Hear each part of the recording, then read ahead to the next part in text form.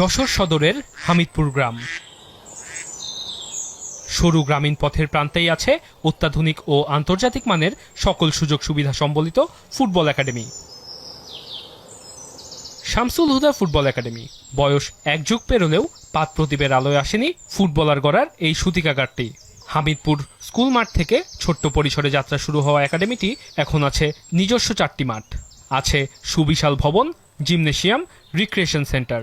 গ্রামে এমন একাডেমির ভাবনা কিভাবে এলো জানালেন পরিচালক। হামিদপুরেই ওখানে একটা 9 সাইজের মাঠ, 40 জন স্টুডেন্ট নিয়ে তখন শুধু আমরা যশোর জেলার প্লেয়ারদেরকে নিয়ে আমরা শুরু করি। পরের বছর আমরা 12 সালে জেলার বাইরের প্লেয়ার নিয়ে। অল্প কিছু শিক্ষার্থী নিয়ে শুরু করা একাডেমির বর্তমান শিক্ষার্থী সংখ্যা ছাড়িয়েছে শতাধিক।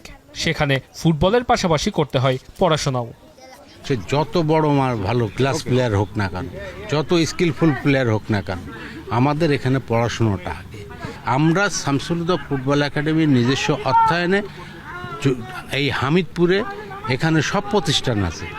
একটা প্রাইমারি স্কুল আছে, একটা হাই স্কুল আছে, একটা ডিগ্রি কলেজ আছে, একটা মাদ্রাসা আছে।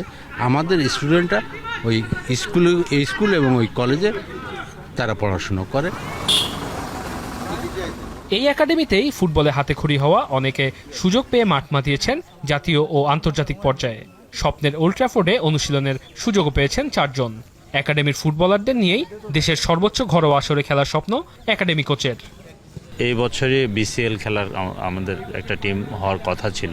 আমরা শেষ পর্যন্ত নামটা প্রত্যাহার করে নিই। যখন পরিপূর্ণতা পাবে তখন আমাদের একটা টিম ঢাকায় বিপিএল খেলবে এবং ইনশাল্লাহ আমরা হয়তো ঢাকা উঠে দাঁড়াবো। বিসিএল দিয়েই শুরু করব। আমাদের একাডেমির স্টুডেন্ট নিয়ে আমরা টিম করে আমরা সেখান থেকে চ্যাম্পিয়ন হয়ে আমরা বিপিএলে যাব। বিপিএল পর্যন্ত খেলবে। শুধু পুরুষ ফুটবল নিয়েই পরিকল্পনা আছে এমনটি নয়, আছে নারী ফুটবল নিয়েও আলাদা পরিকল্পনা। চতুর্থ মাঠের কাজ চলতেছে।